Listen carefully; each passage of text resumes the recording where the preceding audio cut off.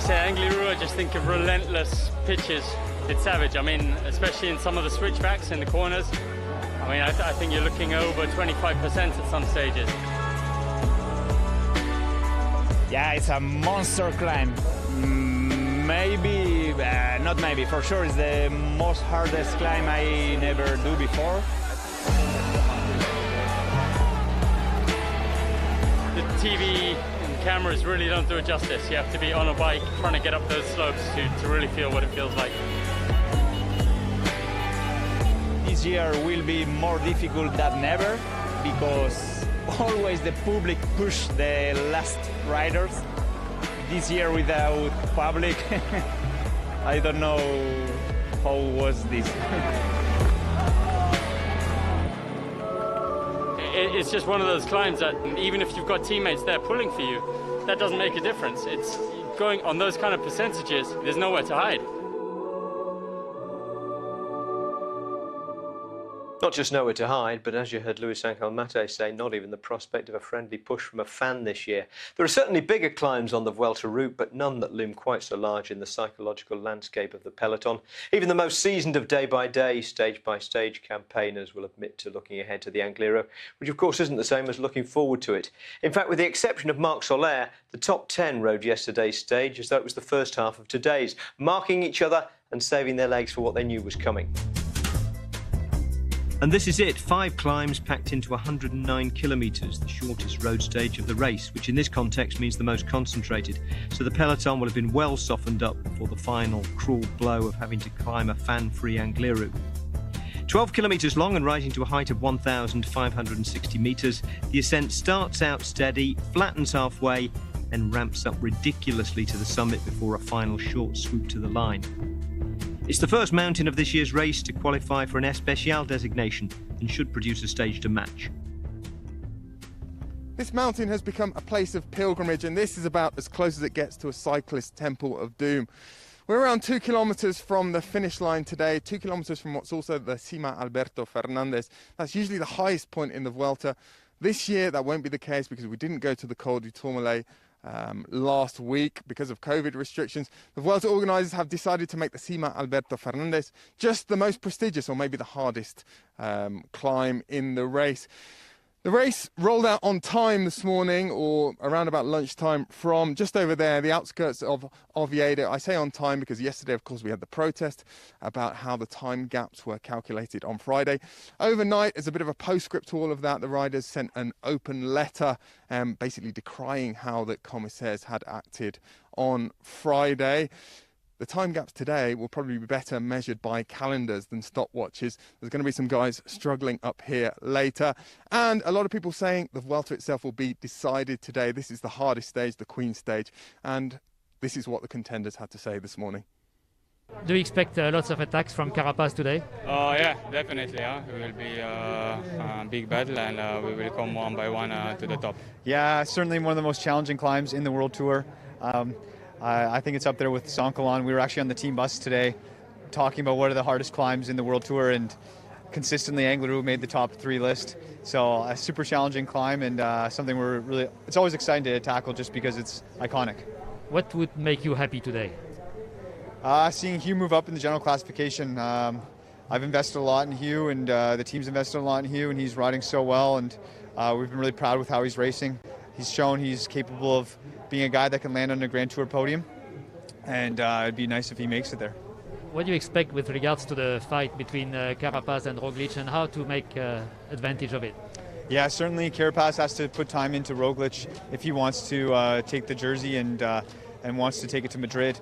The time trial, I know he's a strong time trialist, but he's not on the same level as Roglic, so he's going to have to take advantage of that. And he's going to have to run the climb hard, and we believe that if the climb is ridden hard, it's also the advantage of Hugh. It's a very, very hard climb.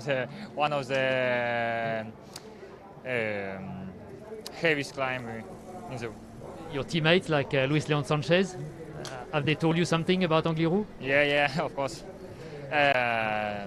He says that I need to be calm because the climb is long and very hard, so just to go on my rhythm. Certainly it would be good for us to try and have numbers in the final in one way or another. So potentially looking at the breakaway to get guys in front, potentially looking to just try and hang in as long as possible to support Richard.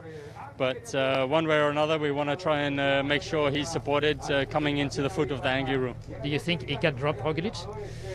We believe he can. It remains to be seen. Richard's feeling great. He's very confident, and we're going to try everything we can. This is where we can win the race for sure.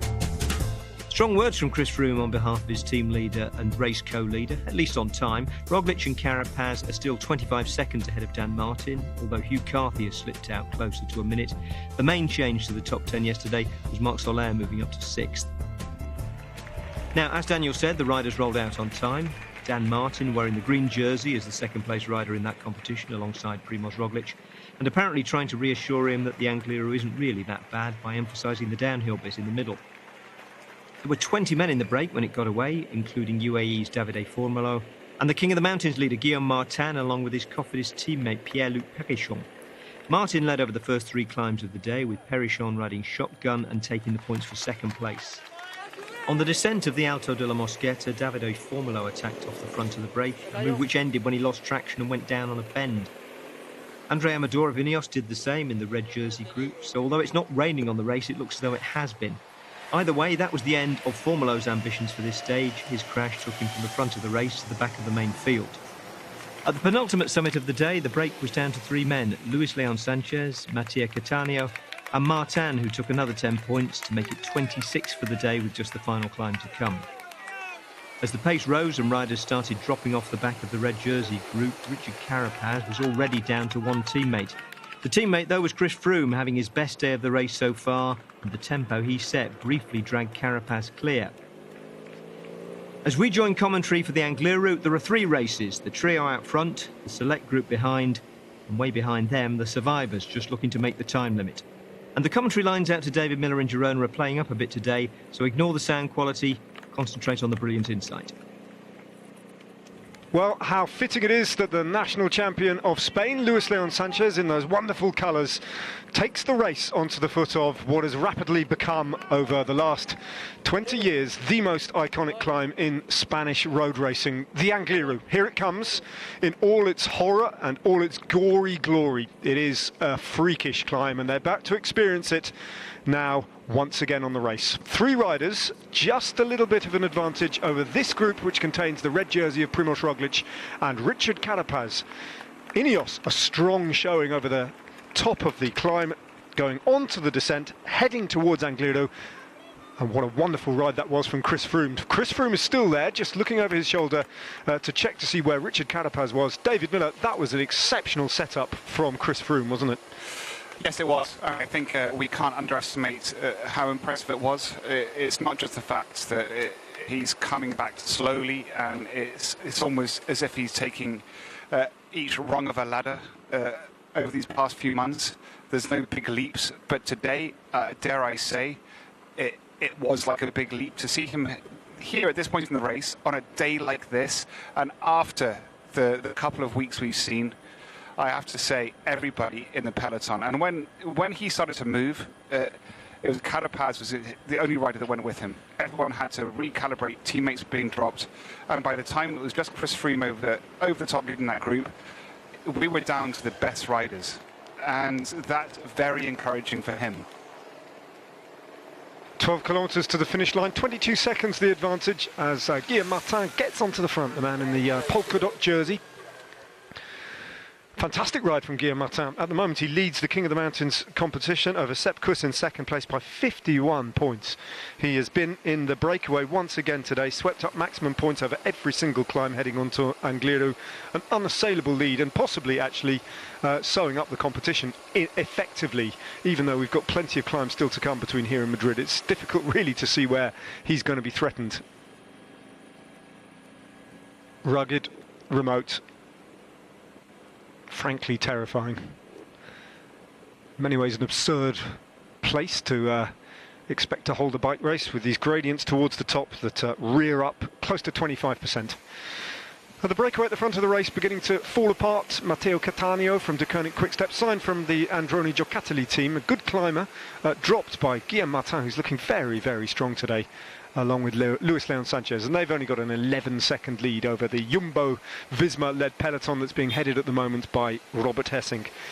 Just thinking about the anatomy of Angliru, David, it doesn't really start to become the Angliru until you're within about 7 kilometres of the finish. The lower slopes are a little bit more conventional, aren't they? And indeed, from about 8.5 kilometres, there's actually a bit of flat, almost flat road, and then even a short bit of descent.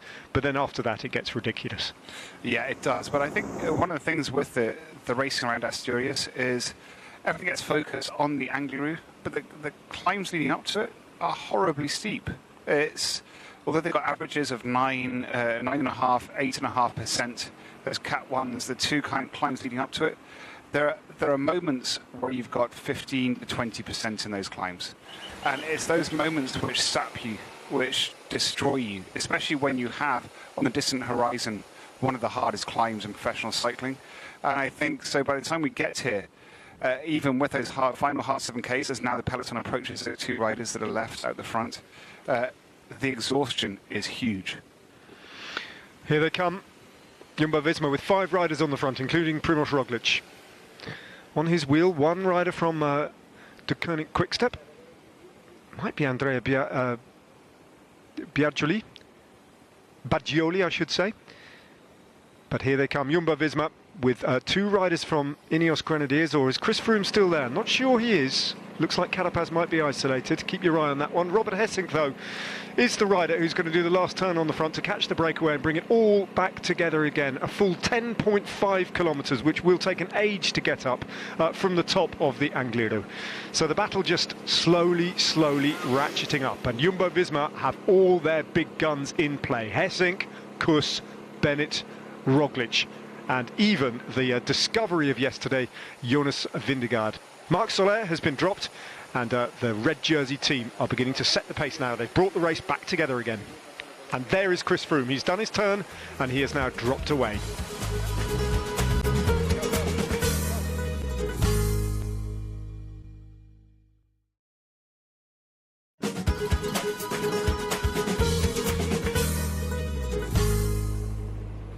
Kilometres to go. Robert Hessink takes them through on a gradient that is 10%. Nice symmetry to that, but really 10% on a normal climb is often the steepest part of any long-form climb. Here it's just a warm-up act to the final 6 or 7 kilometres of this climb, where it's steadily over 14%, 13%, then 16%, then right up to 23.5%. Mercifully, the roads are dry. On the descents of some of the climbs leading up to Angliru, there has been moisture on the road, which has caused accidents for Davide Formolo and Andrea Amador, 2 riders who've crashed. But this climb needs to be dry, because when you hit the very steepest slopes on wet roads, you lose traction with your rear wheel, and the nightmare just becomes compounded. Yeah, exactly. You get to the point where you don't want to get out of the saddle, because if you put that weight forward, as you do when you get out of the saddle, you put more weight on the handlebars. All that weight is distributed to the front wheel, and all of a sudden your back wheel slips and skips and slides around. And that's probably one of the most telling things about this climb, is you have to stay sitting down, which for the pure climbers is hard. It's not the sort of thing they prefer to be out of the saddle. That's why Chris Froome excels in those steep gradients at his best, because he's so good at sitting down. And there's another rider just like that. His name's Primož Roglič. Well, Froome's got the wheel of Marc Soler, and Soler's battling on, trying to defend his place in the general classification. And Froome's in that group there, just off the back now of the red jersey group. So his teammate Richard Carapaz has no support there, but ultimately, when we get to the very steepest slopes, none of these riders, arguably not even Primož Roglič, will have the support of Sepp Kuss. It will be the leaders all on their own, although you never really know with Sepp Kuss. Such a strong climber. And what about this? It is a facet of this Vuelta, David, that we've seen huge fluctuations in the form of the riders, and we're seeing especially the young riders just bursting into life. I mean, Jonas Vingegaard's contribution yesterday was just outstanding. First time we've really taken notice of him in the colours of, there he is, the rider in second place on that line, in the colours of Jumbo-Visma. And here he's at it again, and they've obviously got great faith on him because they're placing him behind Robert Hessink and not sacrificing him before Hessink. You know what, and this is one of the things we talk about, Ned, is how you earn your stripes. Yesterday was it was an exceptional ride for him, and by doing that and doing it so well, and we haven't noticed him before because he hasn't done that. He's probably been there because you don't just turn up and do a ride like he did yesterday from nowhere. It's just we're overwhelmed by all these excellent riders they have in that team. But yesterday what he did, immediately the next day, he moves up the ranks. And now today, he sits there ready for delivering, I'd say, one of probably the most important roles, which is delivering those final kind of, let's say, right-hand men, Sepp Kuss, George Bennett, as close to the finish line as possible. Robert Hessink has the longest, hardest job. He just has to slog away. He just has to keep everything under control. But when he pulls off, then the race properly begins. The only bit of respite on the Angliru is quite close now to where Robert Hessink is. A few hundred metres and it will flatten off down, it'll drop right down the gradient to something much more manageable as they hit 8.5 kilometres or thereabouts to go. Then, as I say, a little bit of descending and then to the foot of the long, prolonged section there, off a descent, and that's where it just rears up. Yeah, it is one of those climbs you can see the effort on most of the riders' faces and body language, and yet they know, and as you've referenced, it's going to get harder and harder and harder. It's essentially what you refer to, I think, in all sports, is a ramp test. In a ramp test, they just lift the speed or they tilt the gradient up. And what's going to happen today is, it doesn't matter how hard you're going now, you know it's going to get harder. It's physically, the topography, the road is literally just going to keep getting steeper, and it's a terrifying prospect. And you can see already the effort that's going into most of these riders. They know from this moment on, nothing gets easier.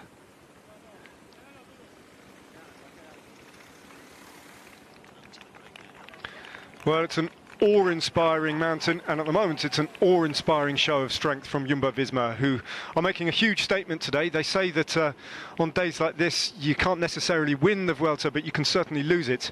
I'm not convinced about that. I think that Primož Roglič on his day, if he's set up like this, could even go ahead and win the Vuelta if Carapaz is unable to go with him, and all the others who still believe that they've got a chance. This is a huge showdown, no doubt about it, on Angliru. 8.3 kilometres to go, the worst of the gradients, very much still to come.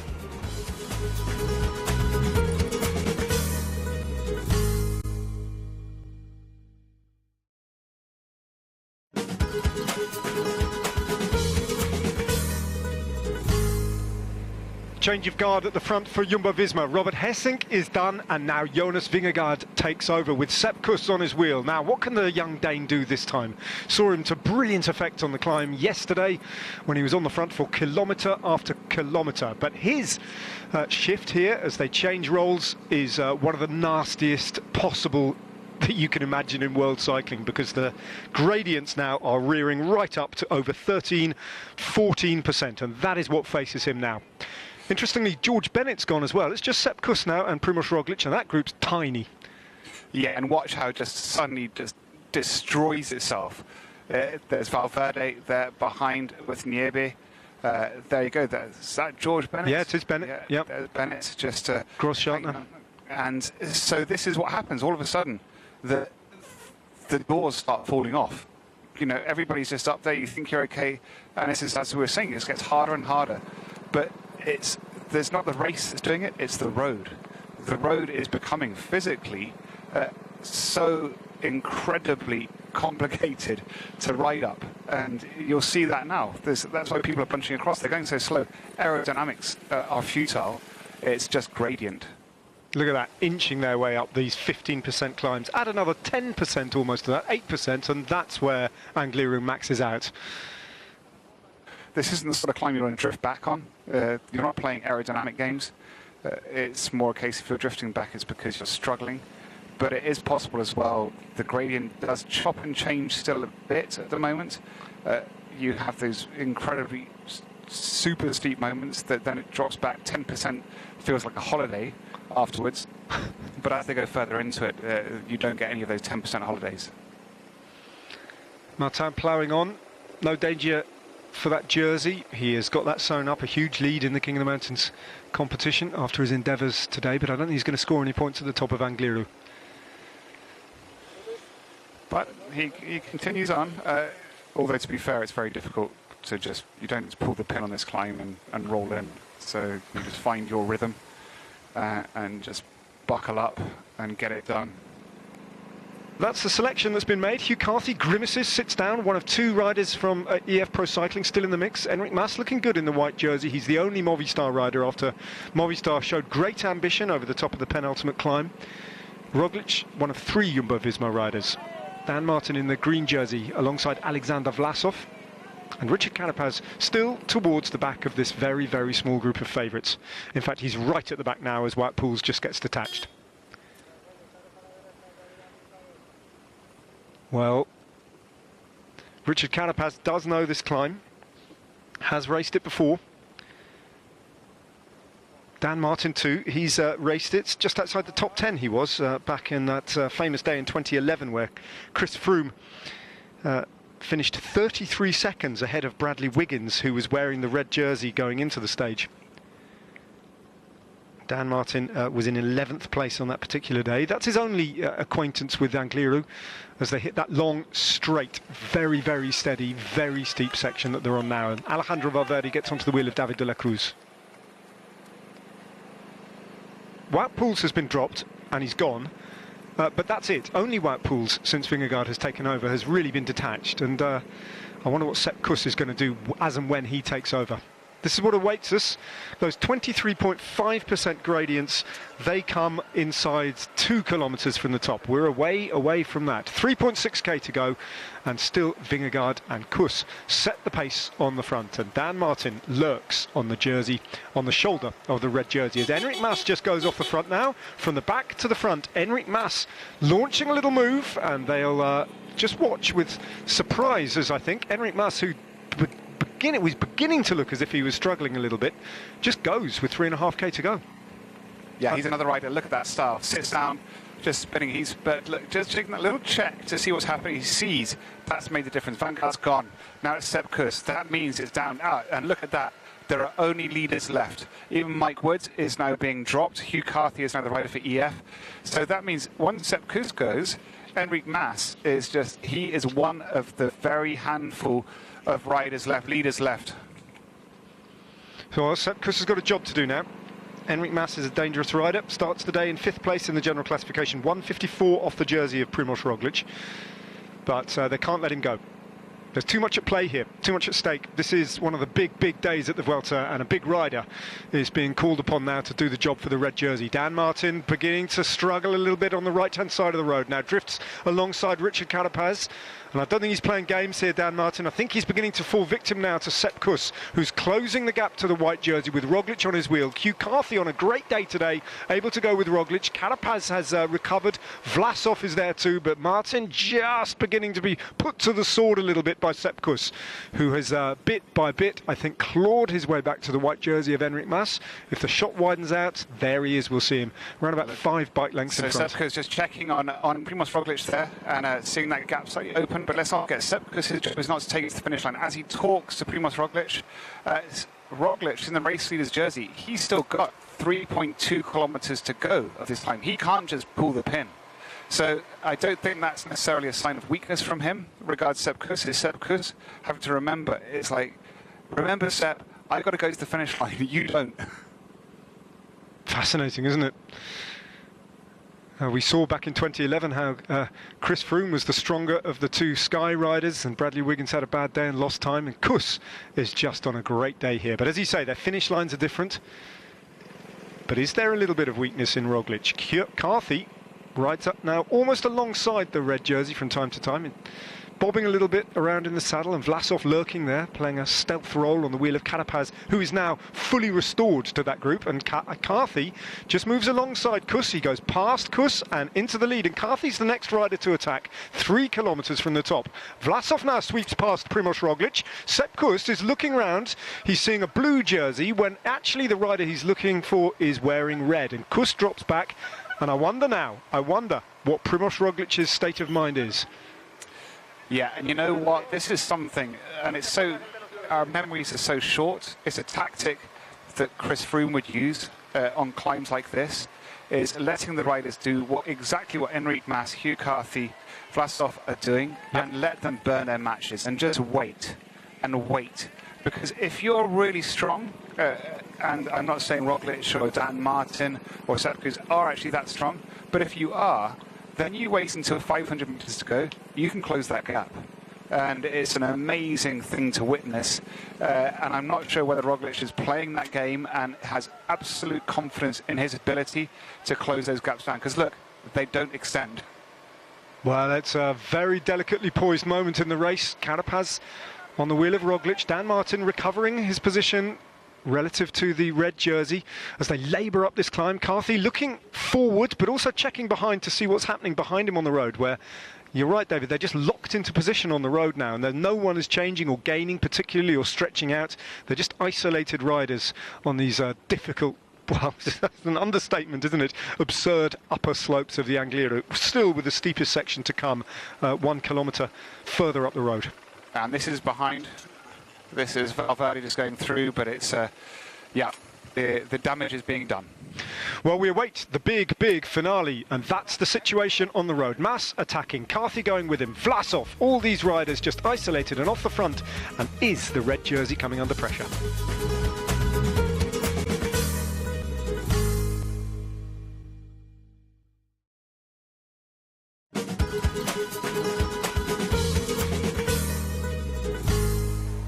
Two and a half kilometres from the top of Angliru.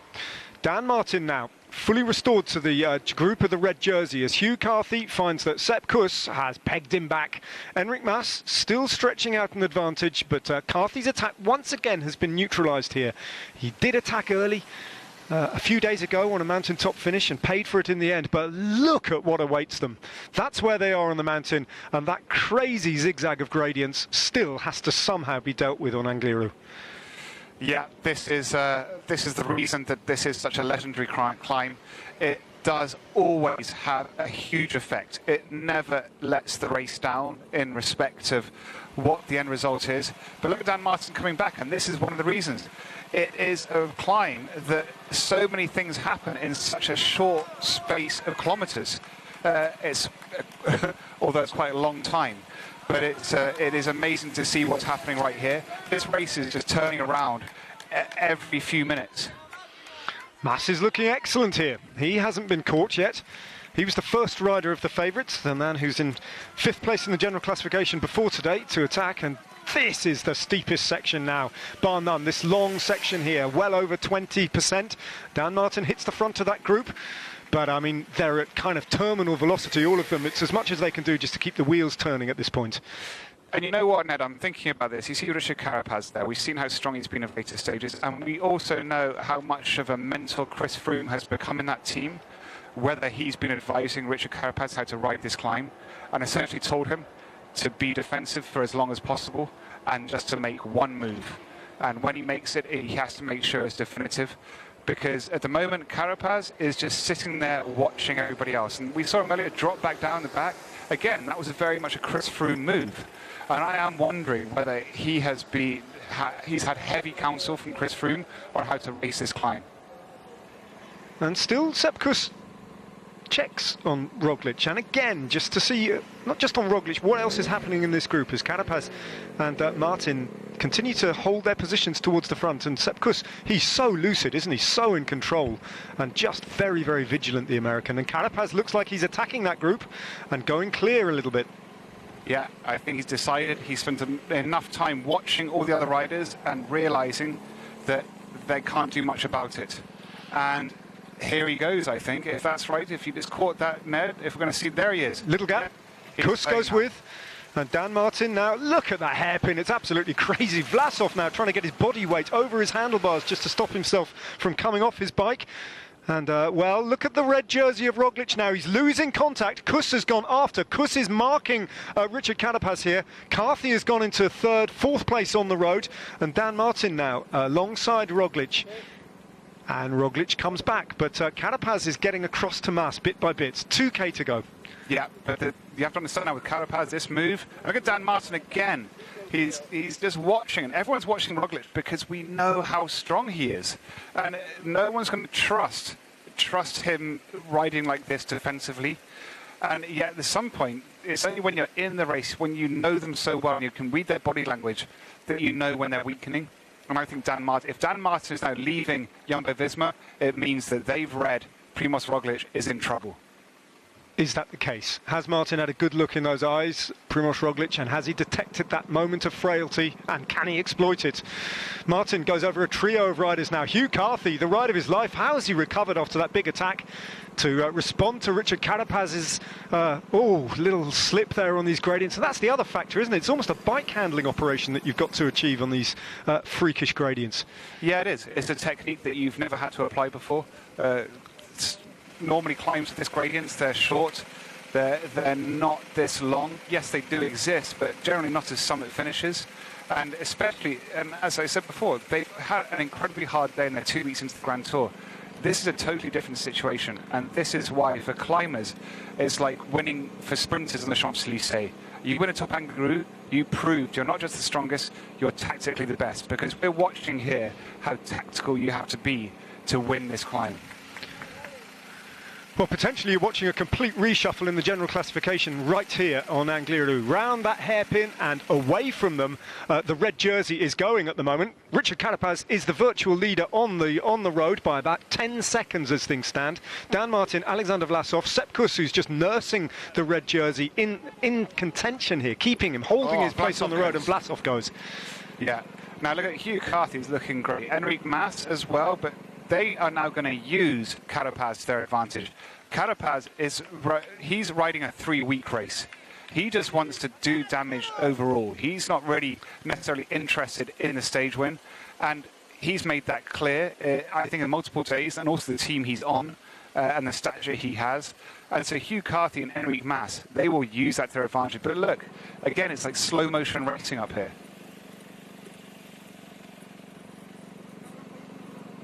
1.4 kilometres to go. 12 seconds the lead now for Richard Carapaz and the others, Enric Mas and Hugh Carthy, let's not forget. What a ride this is, as Vlasov and Dan Martin now leave the red jersey, and Sepp Kuss just still alongside his leader. Yeah, Sepp Kuss is protecting Primož Roglic, and there's still a part of me that thinks he can do it. But it's simply because we've seen how he has that, as I discussed before, that nitro button. And he's very cold and calculated.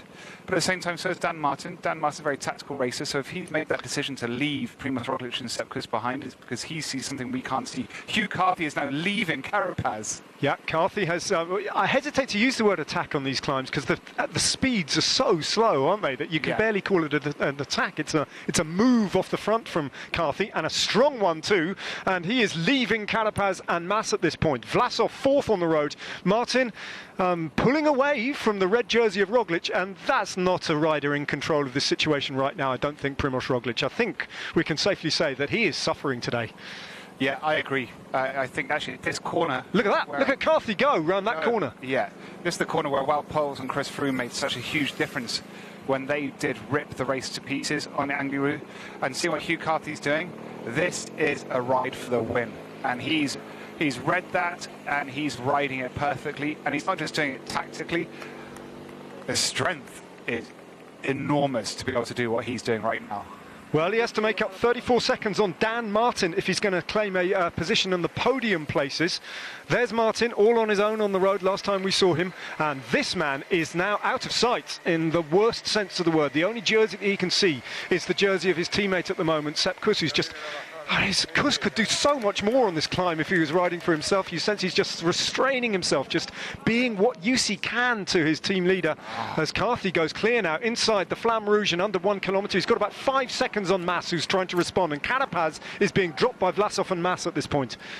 Wow, look at this. This is Carapaz and Roglic are being distanced. Hugh Carthy is making a big difference here. Enric Mas is doing an amazingly gauged effort from being essentially the rider who did provoke all this action, and he's still there. Vlasov is just picking them back one by one. But really, I think the story right now is the fact that Carapaz and Roglic, the two strongest to date, are losing time to this man, Hugh Carthy.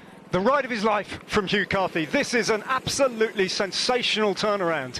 What a career. He's been building to this moment for the last few years, the rider from Lancashire. The rider in the pink jersey of EF Pro Cycling. As Carapaz now, is he second on the road? Has he managed to get past Mas? It looks that way.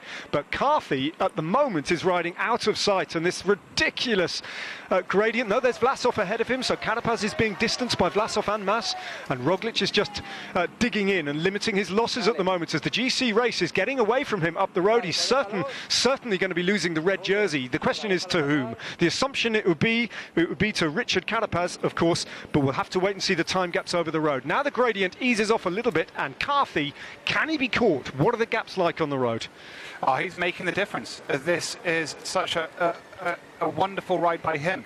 And this is one of the reasons the angliru is so important, I think, to the Vuelta and to bike racing, is we're seeing the biggest bike riders in the world completely revealed.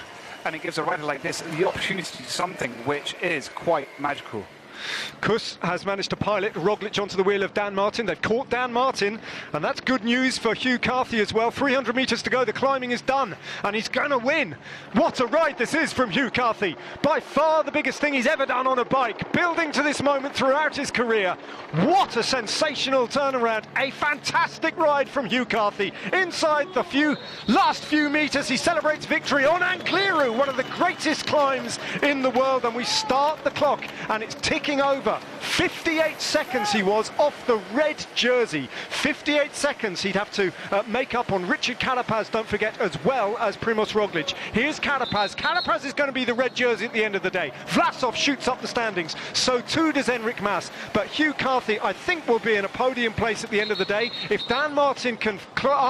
Dan Martin, just about, by my calculations, holds on to his place in the top three, and Primož Roglic is there too. But Carthy is right in the mix in this Vuelta, and he looks like he's just popped out on his bike, and it's calm as you like. Carapaz, though, takes over the race lead, and the Vuelta has taken an enormous shuffle and another totally unpredictable turn. What a race up Angliru we've just witnessed. And here he is. He was getting leadership through circumstances, but through commitment and belief, he has now taken one of the biggest wins in bike racing. To win at top of the Angliru is for a climber like what it is for a sprinter winning the Champs-Élysées. Right, let's get straight to the confirmed time gaps. The winner had 16 seconds on the trio of Vlasov, Mas and Carapaz was outside the bonus places, meaning Carthy gained an extra 10 seconds on him and everyone behind him, most notably Primož Roglic and Dan Martin, who finished 26 seconds down. Now, we did ask yesterday to what extent Marc Soler might pay for his long-range attack. The answer was 14.5 minutes. He was 42nd. Chris Froome and Esteban Chavez, two men used to contesting climbs like this at the front, both finished well down, although Froome put in a shift for Carapaz. Your first Grand Tour victory, and it is l'Angliru. How good is that? It's a dream come true to win any race, any professional race is a dream come true, but to win in a Grand Tour on a mythical climb, it doesn't get any better than that. It's hard to put into words. 1.2 kilometers to go. You chose to change rhythm. Was that a good time? It looks like it, I won the stage. And now, 4 riders in 30 seconds on GC. How does it look for the last week? Exciting, I think for the public it's everything they want. A close race going into the time trial. And I think everything's to play for. Lanky, Lancastrian, laconic. There's no disturbing Hugh Carthy's equanimity, even after the biggest win of his career. So far, that is. Having lost red, Primož Roglic defaults back to the green jersey he's had since the end of stage 1 and is apparently starting to identify with. Yeah, well, it was too hard to climb for a sprinter, huh? But yeah, it was. I didn't have the best day, but at the end, yeah, it's okay. I'm happy with it, and yeah, we go on with the time trial on Tuesday. Another big day out in the break means that the King of the Mountains jersey is now Guillaume Martin's to lose. His lead is up to 46 points over a man whose interests lie elsewhere. Like Marc Soler, David Gaudu paid for his efforts yesterday. The Stage 11 winner slips to third in the white jersey race, led comfortably by Enric Mas. He's still fifth on GC, but it's all changed ahead of him. Richard Carapaz leads the race again by 10 seconds from Primož Roglic, and Hugh Carthy has leapfrogged Dan Martin into third. Well, Richard Carapaz is starting to make a habit of taking the red jersey on a Sunday, which for a race that ends on a Sunday is pretty handy. Bueno, la verdad que ha sido una etapa bastante dura, ¿no? Con el día de ayer también, que fue de mucho desgaste. Yo creo que más de alguno sintió, ¿no? El final, ¿no? Y aquí, pues al final ha sido ya una selección natural. La verdad que ha sido una etapa muy dura. Yo la recordaba del 2017, pero ha sido increíble. ¿Has visto Roglic en dificultad? Sí, bueno, ¿no? Yo de cara al final, bueno, he querido intentarlo, ha probado más y luego también Carti, y nada, yo simplemente he continuado con mi ritmo y bueno, no, han sido 10 segundos que hemos podido tener allí y bueno. Con 10 segundos, ¿cómo se presenta la contrarreloj? Bueno, no, la verdad que son muy favorables para nosotros, vamos con la mentalidad pues de hacer una muy buena vuelta, la estamos haciendo y vamos a ir a la defensa de ello. De todas maneras, contento por la roja. ¿Eres contento por la roja? Sí, no, muy contento, la verdad que volverlo a aportar es un orgullo para mí, para el equipo.